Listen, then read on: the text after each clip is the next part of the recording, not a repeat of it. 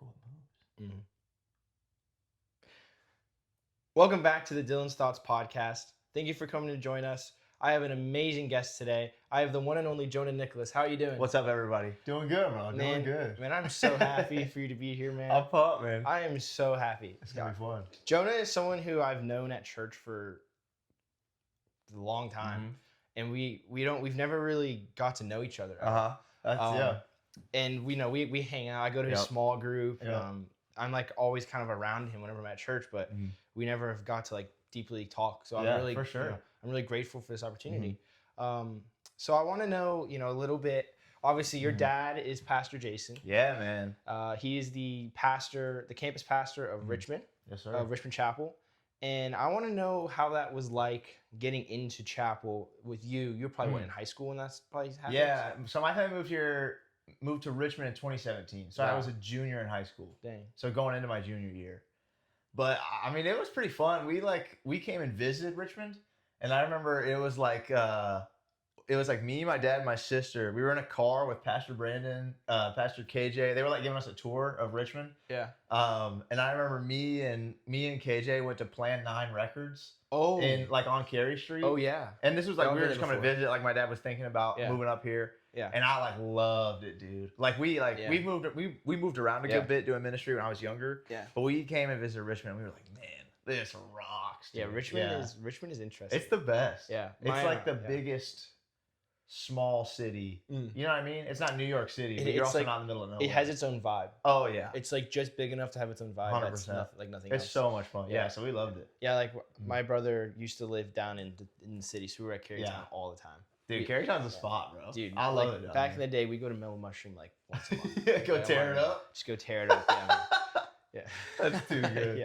No, So- yeah, we love Richmond. Yeah. So you said that your dad was in ministry before. Yeah, so he's been in ministry almost my whole life. Oh wow. There was a few times where he wasn't working at church, kind of looking for ministry jobs. Like I remember there was a season he was working as like a mailman. Oh. That's There crazy. was when he was in Wow. Bible college when I was a little kid. He was like a manager at Chili's. Oh. So he's done a couple different like random jobs like that. Oh sweet. But it was cool to see growing up with him as a dad. Like he never. He set the example of like you don't have to be getting paid by a church or ministry to like be doing ministry. Oh yeah. You know what I mean? Oh man. Yeah. So like he was doing ministry in Chili's. He was doing ministry as a mailman. Mhm. Like so that he's always just like Yeah. he's like Wow. the greatest dad That's you could crazy. ever ask for. Yeah, he's sweet. He's one person I really haven't met much because I've never been to Richmond Chapel. Yeah. Chapel Richmond. But man, when he was on there on Sunday at 4:30. Yep. Man, he tore it down. He's fun, man. He's great. Yeah, you should get coffee with him sometime. Yeah. He's a good time. What is really cool is that you two have the same energy, Yeah, for sure. which is like super super sweet. Mhm. Like you kind of inherited all that. Yeah. That craziness. Yeah, we're extremely similar. Yeah. Like sometimes in a weird way of like we like the same music, we like the same food. Yeah. Like I'm literally just like Dang, mini him. Yeah. Like almost spot on. That's actually But cool. That's yeah. crazy. He's a cool guy to be like the mini version of. Yeah. though. So you said he was gonna move to Chapel. Mhm. Was that because of Chapel? So my dad and Pastor Joel, our families actually met when we were both living in New York. So my family was living in Brewster, New York. Wow. Pastor Joel was the youth pastor of a church. She was a youth pastor? Yeah, I'm pretty sure Wow. he was a youth pastor up Dang. there. I don't remember what that church's name was, Yeah. but we basically had two like really small youth groups. And so my dad had met Pastor Joel, and they were like, "Hey, what if we combine youth groups?" Oh wow. So my dad and Pastor Joel have been friends for a long time. That's insane. Like I met Pastor Joel when I was like 10 or something like Dang, that. that's So insane. like me and my sister used to babysit Caleb, his oldest son, because Caleb was like 4. in New York. Yeah, in New York. Dude. So then Pastor Joel moved to Richmond, starts working at the chapel. My family at that time was in Charlotte, and Pastor Joel was like, "Man, like, hey, we're like looking for a spot. You guys want to come check it out?" And so that was when we came and Oh visited. my gosh! Wow. Yeah, That's so they've been friends insane. for a while. That's so Pastor Joel's insane. like kind of like an uncle to me. You Yeah. know what I mean? Like obviously I work with him. He's my boss. Yeah, but But he's like my an uncle. Yeah, totally. Yeah.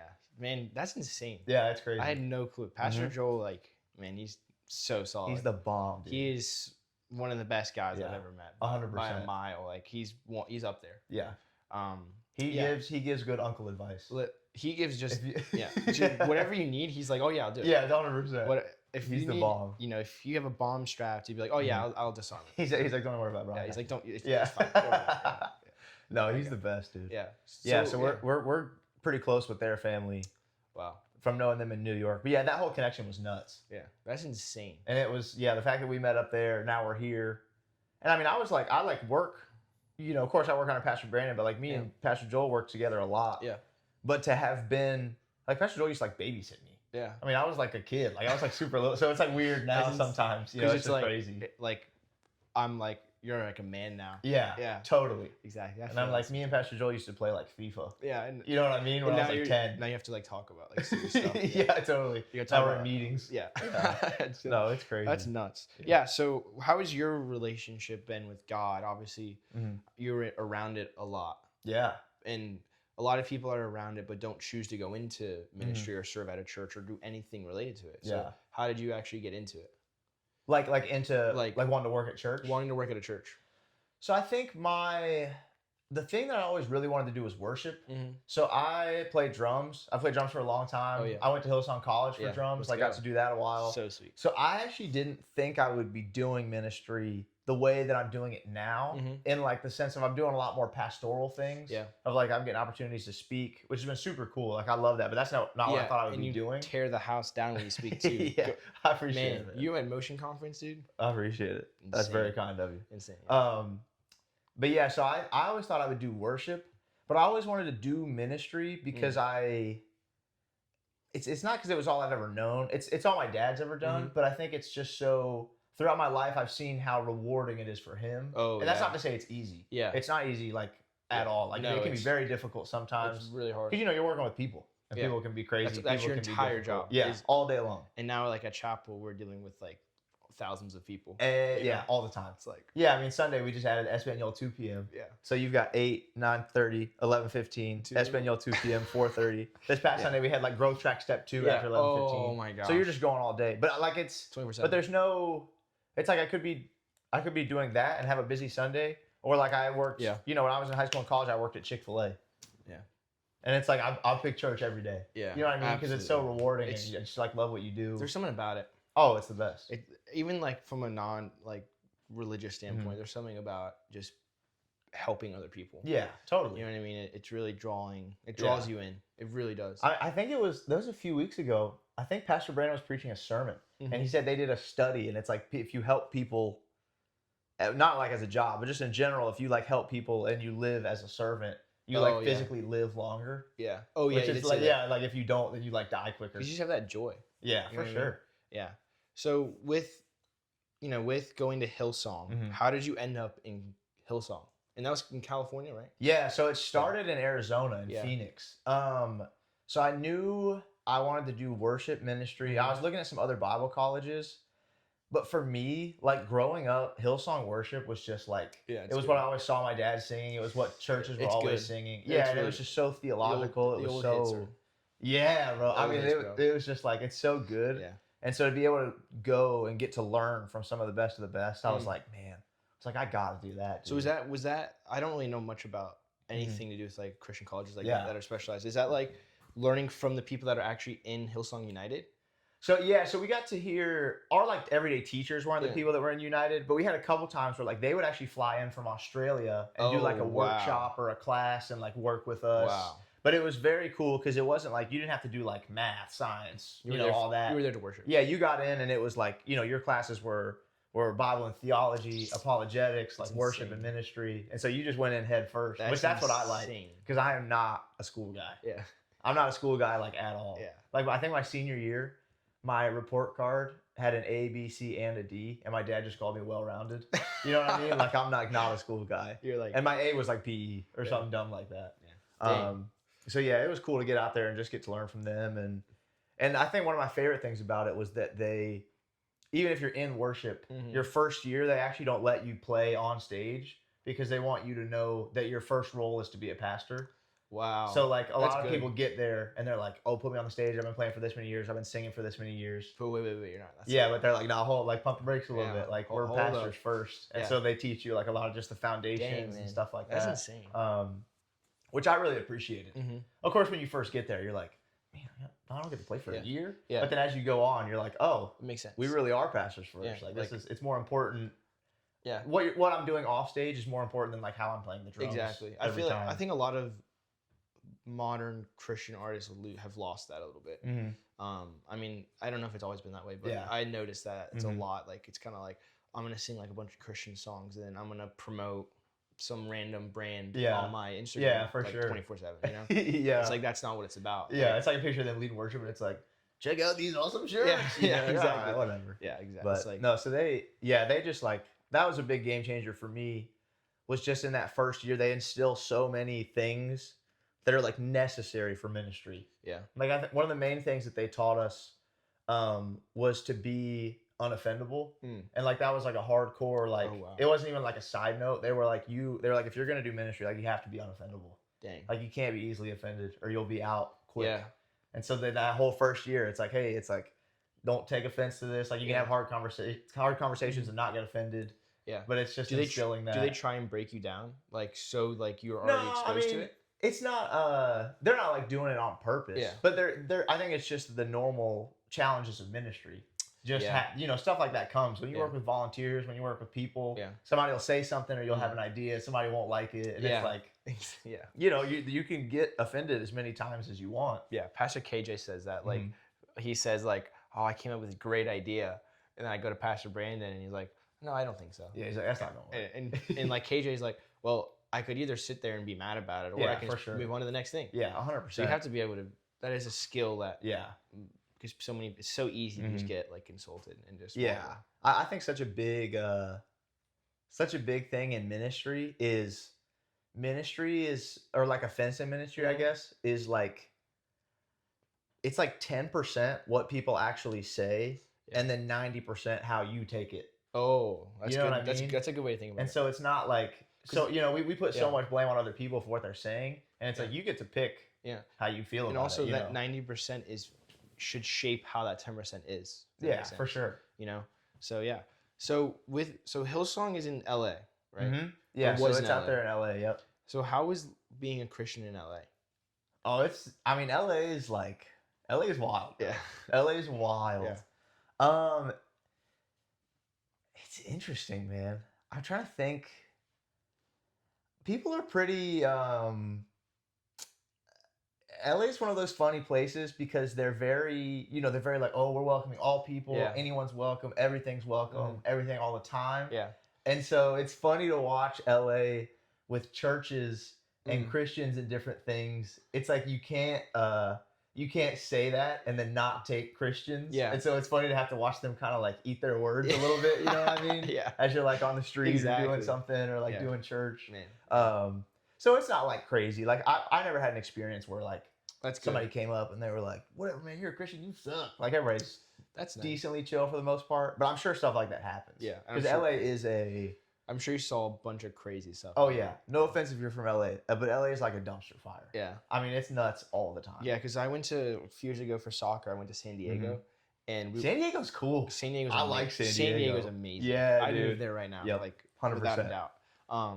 But we asked so many people, like, should we go to LA and see some stuff? And they're like, don't. Yeah. No, dude, it's not worth it. It's not worth it.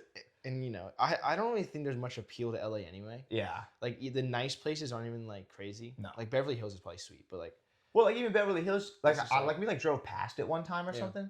I mean, Beverly Hills is like it's like a 5-mile square. Oh my. You know what I mean? Like it's not like they make Beverly Hills look like it's like this mountain of glory. Yeah. You're like it's like Beverly Hills is kind of small. You know. It's like a little neighborhood. Yeah. I think I've heard for sure. that before. Yeah. So we lived in Orange County. So it was like L.A., Orange County, San Diego. So Orange County was perfect. Yeah. Because there wasn't a ton of traffic. It was right in the middle of the big city. So you were just chilling. And that's like where the mountains, like when you're driving on the highway there, so pretty. Oh, it's the best, dude. It's actually like insane. No, California is, of course it's crazy. It's so pretty. But it's the best, man. It's insane. I loved it. It's insane. It's expensive as crap, but it's so much fun. Yeah. It's so much fun. I'm like, why would I ever go to Florida if I can go to California? That's what I'm like. Oh yeah. Everyone's always like, oh, Florida, California. I'm like, dude. No, they're not in the same. No, they're not in the same box. You go from flat beaches to like this unbelievable beach with a massive mountain behind it. Oh yeah. and it's like, and the waves are insane, and like, Yo, the water's cold though, man. That's the one difference. that is the only thing. But it's worth it for like the 15-foot for waves. sure, for like, sure. So yeah. So you go to Hillsong and you come back, and did you already have plans to go into like? Did you have your plans set when you moved back, or did you have a little bit of time to? I was very surprised that. So I felt like the Lord was calling me to come back to the chapel while I was still at Hillsong. I was like finishing up the whole program, so I didn't like come back early or anything. But I was always like, man, I'll never go back to Richmond. Not because I didn't want to, but I was just like, my family was here. You wanted something I had different. already gone off. I was doing my thing. Like I was like, oh man, where am I going to go next? And I just felt like the Lord was calling me back to Richmond. And it was actually after Hillsong College had come and played Motion Conference, which like 3 or 4 years ago. Oh yeah. But I was playing drums for that, so it was cool for like my worlds to combine. That's insane. But after that, I felt like the Lord was calling me back to Richmond, and I was like, man, is this for real? Like this is kind of crazy. And I was dating Teffy at the time, my wife. Yeah. We were just dating, and I was so bummed because I was like, dude, she's not gonna want to go to Richmond. Yeah. I was like, I'm gonna You were tell her dating God's her in calling me to California? Richmond. Yeah. Okay. So we were dating in California. We met in California. Wow. I didn't know that. And so I was like, I'm gonna tell her that God's calling me to Richmond. Like she's gonna break up with me. Like she's not coming to Richmond. No. And I told her that, and she was like, I actually feel like God's been telling me the same thing. Wow. Like that I'm supposed to go to Richmond Wow. too. So that was like That's insane. bag secured, baby. You know what I Yeah. mean? You're like, all right, That's we're good to insane. go. Yeah. Yeah, Pastor so Brandon that's talked crazy. about something like that the other week about the husband or something like was gonna tell his wife, oh, I've been called to do this. Yeah. And the wife's like, oh, God told me that last night. Yeah. Like, Yeah, it's crazy, man. it's just like, My parents had a thing like that where we did, when I was like 6 years old, we did a mission trip to Thailand, where my family went for like 3 months. oh my God, I want to do that so bad. But no, it was awesome. So we went for, I shouldn't say it was awesome. Of course, it was awesome to get to help, but we went for like tsunami cleanup. Yeah. Because they had that big tsunami in the early So it was 2000s. terrible. It was terrible. But Oh awesome. yeah, I mean when you get there, like it was pretty thrashed. So like we were helping clean stuff up, but you're also just like, my parents were like ministering. I was like 6 years old, so I didn't even know what was going on. I'm just chilling. Yeah, I'm just having a good time. Yeah. But they had that where they both knew they wanted to do a missions trip somewhere, but they were like, we're gonna pray separately and then come together and see where the Lord has called us to. And for both of them, it was Thailand without talking about it. And so it's stuff like that all the time where you're like, man, it's crazy. Yeah. Also, on a note, I thought it's very bold of you, like that you put God before your girlfriend. Yeah. Like a lot of people, including me, I've struggled with this. Like, like saying no, like saying I actually need this for me instead. Yeah. Yeah, and like, for sure. You know, and God obviously rewarded you, of course. Yeah. You know, so you moved back with Teffy. Yeah. And how was that? Like, just like, Oh, it was awesome. So we got engaged in California. Before you moved? Yeah. So because I knew, I was like, because I had to come back early. So I was going to start work in October. She was going to get to Virginia in January. So I was like, I got to lock this in. You know what I mean? Like I had to make sure we were like good to go. So I proposed to her in California. Yeah, I proposed to her in California. She said yes, luckily, thank goodness. And then I left like 2 days later. Wow. So I was on like grind time. Like I ordered a ring, like 2-day shipping. You know what I mean? I paid like $200 to get it there ASAP. That's insane. Yeah, so then I come back, she comes back, we get married in January. Yeah, and then we just been at the chapel, just running, man. So that's nuts. Yeah, it's been fun. Yeah, so then quite recently you added another one to your family. Got a little girl, man. Yeah, like how's that been as a dad? Oh, it's the best. Like there's no, people say it and you don't actually get it until you have a kid. Yeah. There's just like nothing like it. Like nothing makes you feel like that. Yeah. You could have the worst day at work you've ever had in your life. But like you're gonna go home and like your little kid's gonna be there and she's gonna smile when you walk in and like reach out for you and you're like, yeah, it doesn't even matter. Like you're just this is the best. Yeah. It's the coolest. It shows us how much we care about our lives. That makes sense. Like we have a microwave faith where it's like we're trying to poke at it constantly instead of a deep pressure cooker where like we can't touch it for like an hour. Yep, right? For sure. Where you go home and you realize the innocence of a child who like doesn't even have a clue what's happening. Yeah, totally. And you're like, wow, that didn't even mean anything. You know? Yeah. That my whole day was terrible. It didn't mean anything. Yeah. Yeah, it's cool too to see, like when you have a kid, there's some scriptures that like unlock more for you too, because you can't, until you have a kid, you can't grasp like some verses, or like even sometimes the love that God has for us. Wow. Or in the sense of when I had my daughter, or I should say my wife had my daughter. That's Yeah. I took no part in that. But when Tevi had Rory, you can't even like explain how much you like love this kid. Yeah. You know, and if somebody just walks up to you and they were like, it's you or her right now, you're like, oh, yeah, take me. Yeah. You know what I mean? You're like, yeah, right now, 100%. Like no questions asked. Yeah. Like whatever it is. And I'm trying to remember what the verse was that really stuck out to me after we had her. It was I can't remember if it's in Romans, but it's basically talking about how nothing can separate us from the love of God, like angels nor demons, life nor death. Oh yeah, I've heard that for you. Like that verse, you're like, oh man, that's cool. But then you have a kid, and you're like, oh, I actually get that. Yeah, like there's nothing. I mean, it doesn't even matter what it is. She could grow up one day and like go to prison. Yeah. Yeah, of course you don't want your kid to go to prison, but you'd be like, I love you exactly the same. Yeah. You know what I mean? You couldn't do anything to make me like not love you. That's insane. Like crazy. I also think like a lot like how crazy that kid is, because it's like that's like it's you in a way. It's nuts. You know what I mean? Oh like, yeah. That you created. Yeah. That. Like, and she looks like me. Yeah. Like she looks like me a think lot she does, too. yeah. And so that's what's even more wild is you're like, it's a little you're this looking is at weird. yourself. Yeah, like, totally. That's literally half of you right Yeah, there. 100%. It's just like, what the heck? No, it's nuts. It's what the heck. It's nuts. Yeah. It's so much fun though. Yeah. And just watching her like even today we were having her practice like sit up. Like we were trying to teach her to balance, so you're like putting her there, letting her go, like seeing how long she makes it. Like you're just like, oh, this is the ball. It's like the joy of a dog with like times 3 million. 100%. Like 100%. So like an infinite scale. Yeah. You know. It's so much fun. You're just sitting there giggling. She's like tipping over, and she like has no clue what's happening. Like, she's like, why y'all keep dropping it? Like, just leave me be. Yeah, that's crazy. Yeah. So moving on to now the future. What do you think the future has in store for you? Oh what does God tell you about the future? I think I'm in a season right now of I don't know. I'm already doing stuff that I never thought I'd be doing. So kind of whatever the Lord sort of sends my way, I'm just kind of like, let's just go for it, man. Wow. Like I don't even I don't have a thing right now where God's like, man, you're gonna do this or you're gonna do this. Yeah. But it's like what I know right now is that I'm under the leadership of Pastor Brandon, Pastor Joel, Pastor Jason.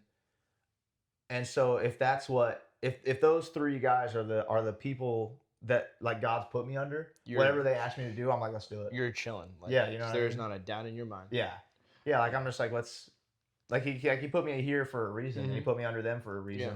And it's like, so whatever you guys need me to do, whatever you want me to do, like let's rock. Yeah. And of course, if one day God's like, hey, that's not what I want you to do, or I want you to go here, 100%. Yeah. But for right now, while I'm just like waiting to hear his voice, I'm like, let's rock. That's really good. Yeah, that's really good. Yeah, there's a parallel between you and I, where when you said you were at Hillsong and you heard that call to come back. Yeah. Like when I was overseas last year, I heard that call to come back. Yeah. Like that you can't ignore it. Yeah, for sure. You know what I mean? Like you can kind of run from it, but like you'll notice other like things just start to be like, just this door closes. Yeah, for sure. Or you like for me, like I lost a few friends, and like people that I was like making friends with. All of a sudden they don't really want to like be with me anymore. Yeah, for sure. Right? I saw that door close. Yeah. Like I got hurt with soccer and like that ruined like the rest of my season. I'm like, well, that door closed, you know? Yeah. And like all these things closing, like it's like I have to come back. Yeah. You know? Yeah, it's one of those things where eventually you like guy asks you to do something. I've had it enough times where he asked me to do something that I don't want to do. Yeah. So I don't do it. Yeah. And it's like you just learn to just like just do it. You know what I mean? Yeah, totally. Yeah. What's crazy is I would never like tell my parents, hey, I wanted to be back, because I was terrified. Yeah. Right. I'm like, I would waste all this money. Like I've changed their lives from it. Like they're traveling back and forth. Yeah. All these things just because I wanted to do something. Yep. And I'm sitting outside and I get my like exam scores back and they're fine. But there's one exam I didn't pass. Yeah. Which means I'd have to fly back in the middle of my summer break. And I'm just there like, I just don't want to fly back. And my dad comes in and my mom's like, oh yeah, he passed all of them but one. And he's like, why don't you just move back? And I was like, dang. I like started laughing. I was like, what? I was like, yeah. It's like, that's awesome, dude. Yeah, just insane. It's so cool how that works out sometimes. Yeah. And my dad and like obviously my dad's from the UK, so he's like he's a bit biased, but like the fact that he was the one to say like just move back. Yeah, that's awesome, dude. It's just like it's so cool. There's a parallel there. Yeah, it's cool how God works that stuff out. Yeah. And he's so like kind to us too that it's like that's like our worries sometimes. We make such a big deal out of it, and then he just sends something like that where it's like your biggest fear. Your dad was like, "Well, just come back." Yeah, just and it's like everything you were freaking out about. It's just like boop, gone. And you're like, oh, gone. Now I had to deal with just how to get back. Yeah, yeah. That was then it's logistics. I'd much rather deal with that than study for an exam for half of my summer, 100%, and then fly back and then have to stay there. Where I don't want to be. Mm-hmm. So yeah. That's pretty insane. Cool. Yeah, man. So one last thing I want to talk about is, I said it earlier, but every time you're on stage, you light it up. So I want to know I want to know a bit about how you prepare for stuff like that, because you like motion conference. You literally like that was probably the best by a good distance. Like, yeah, I appreciate that. Like man. I still remember parts of it, and I think about it all the time. Yeah. So I want to know a bit about how your processes are, of how you prepare for tough events and stuff like that. So I'm still pretty new to speaking. Exactly. So I'm kind of trying to figure out my own process too, and like what works the best.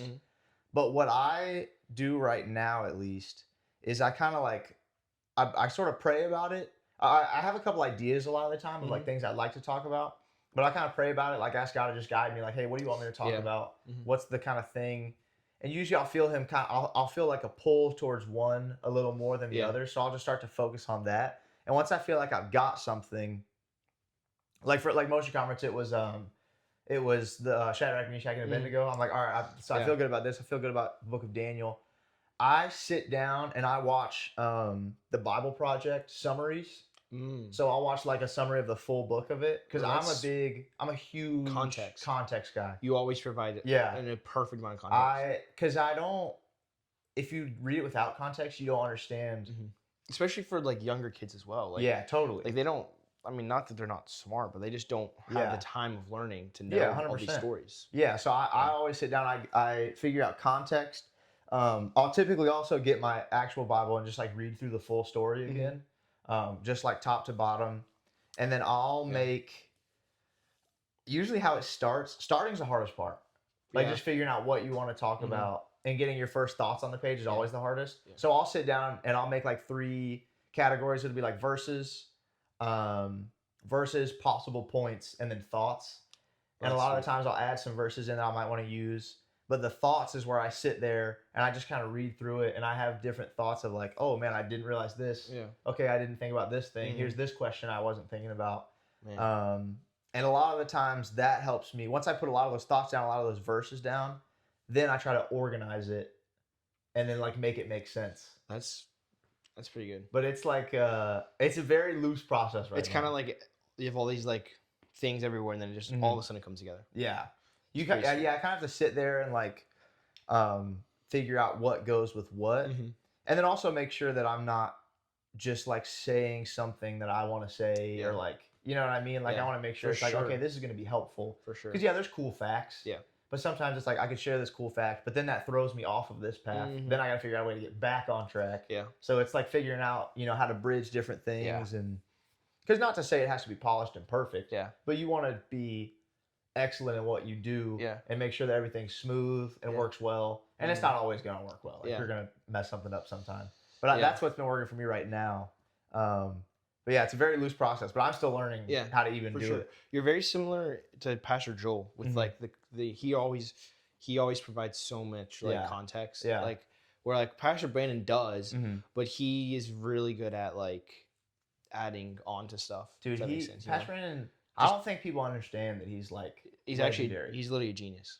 He doesn't even all he has is the teaching monitor. He doesn't even have a podium. Yeah. He's got no papers. He's got nothing. He's just up there like. But it's not even like that. Sometimes people think that there's no podium. He's just like off the dome. Yeah. It's like, no, he's memorized it. We're talking about it. I can't remember who it was with. I think it was KJ. That he has 20 pages of notes. Yes. And he only speaks like 5 to 10 of those. Yeah. So he's like sitting there before every message, picking what he wants. No, it's insane, man. It's like you're writing 20 pages for a sermon. Like what? It's crazy. And it's like I don't like we literally have one of the best pastors I've ever met, Mm-hmm. and not just because first of all, off stage he's a huge people person. He's amazing. He's always loving on people. He's talking to people. Yeah. But he spends so much time, like he's so knowledgeable. Mm-hmm. But in order to like benefit the sermon and other people, he's not just like filling his head up to fill his head up for fun. Yeah. Like he's trying to make stuff make sense. He's trying to make stuff relatable. Like he just like I've never met somebody that thinks through stuff like he does. And he has a lot of humility. Yes. Because, oh my gosh. Yeah, I've been to so many other, not so many, but other churches where it's kind of the church, the pastor, the preacher, whatever, talking down a little in a way, like saying like you need to like focus on this. Yeah. But he's always like, we have to do this. You know, it's always like a we. Yeah, for it's sure. It's not a you. It's not it's not something singular. It's always we. Yeah, we need to do this. We do this together. Like, and that's something that, you know, and also through his jokes, he makes it so. Yeah. He makes it so. 100%. So like personal. Yeah. You know. For sure. For sure. Yeah. That was me. I got a little. I got a little thing in my pocket. I was like, what the heck? I remember one time, and this was one of the coolest things ever. Yeah. There was actually a kid that came into church after a 4:30, and he had a Bible with him, and he was trying to find Pastor Brandon because he wanted to like pick it apart. Oh, like he was like not pro-Christian. He was like wanting to be like, no, this contradicts this, and this. And I sat there and watched Pastor Brandon talk to this guy, and talk about scriptures and stories I've never heard in my life. And he has it off the dome. But the coolest thing was Pastor Brandon sharing the gospel with this dude. But it was like what you were saying. He wasn't sharing the gospel like, oh, he saved you. Yeah. Like Jesus died for you, whatever, this and that. He was like, no, he's like, I've done this. Like, I've done this thing. Yeah. I've done that thing that's wrong. I shouldn't have done this thing. But like, Jesus saved me because I was a sinner. Exactly. And it's like for the pastor to not be like, no, it's you that needs saving. Yeah. But he was like, no, he saved me. He changed my life. He really has the viewpoint that he's one of us. Yeah, totally. And that's like totally. That's where he is so good. That's why he's so cool, relatable. Man. It's because he's not like on some cloud. You know. So yeah. Yeah. Well, that was a lot of fun. Yeah, man. That podcast is sweet. Yes, sir. I had a bunch of fun. Thank you so much for coming on. 100%, brother. I was happy to do it. It was great. Yeah. Now I know a lot about you, which is good. Man. Now I can make fun of you more. Yeah, there we go. I need it, bro. I need it. For sure. We all need to be made fun of. That's the truth. All day. Man. Well, thank you guys so much for watching the podcast. Thank you so much for supporting us. Thank you so much for allowing for this to happen. Praise God. Hope you guys have a great day. Thanks for watching. Yeah. See you later. All right. Oh, I wasn't